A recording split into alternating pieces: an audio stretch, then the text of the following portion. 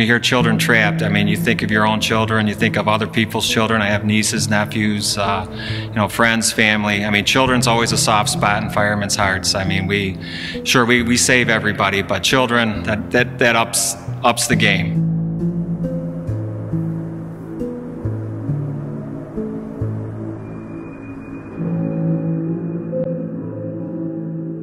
That day, I was on the hook and ladder. So normally it's ventilation. We'd go inside or outside, break windows, put a hole in the roof. But because it came in as children trapped, we become the next search and rescue team.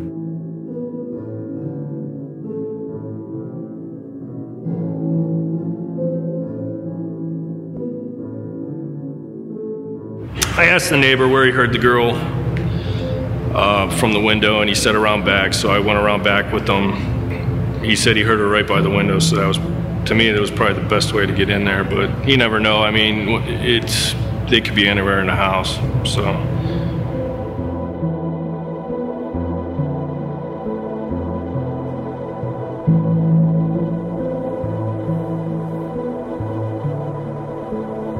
I wasn't in the house very long. I got lucky.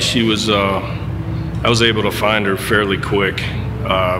She was fairly close to the window that the neighbor was yelling in. She wasn't breathing, and they feel lifeless, you know. Her body was limp, I guess. Yeah, I picked her up and laid her on the fire escape, and crawled out with her and took her back downstairs. And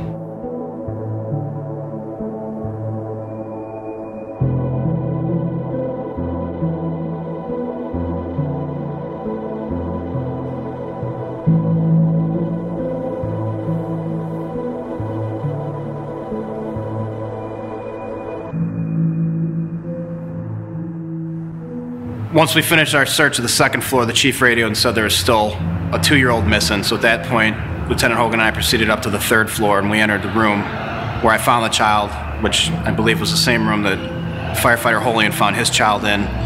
And because he had come from the outside and broke the window out, some of the smoke had dissipated. And I remember seeing a mattress, a television, and a lamp, and the lamp was on, and you know, so it lit the room up for us to enhance our vision a little bit. And you know, you just go through all your training, they tell you to check under everything, and I saw a sheet laying next to the mattress, so instinctively I just picked up the sheet, and that's where the child was at, and I grabbed him, I scooped him up, and I just screamed frantically to Lieutenant Hogan, I got the kid, and Stanley said, hey, I got the kid. I said, all right, let's go, and you know, I said, this way, we're navigating our way out of the 3rd floor. He was at the doorway, so we walked right out, and he went ahead of me, and at this point the fire was out, and he went down and fell right through the stairs. I mean, it's a dangerous job. I mean, but we'll tell you it's just a job, but it is a dangerous job. And, you know, I had no idea what was going, I mean, luckily the hole was big enough or small enough rather, to stop me. Maybe if it had been big enough, I mean, sure, I could have fell all the way to the 1st floor, and who knows. You know, had I gone first through the stairs, you know, I could have fallen, and, you know, who knows if I could have hit the child's head, and it just would have been a worse situation than we already had to deal with, since, you know, you just want to get that child to safety as fast as possible.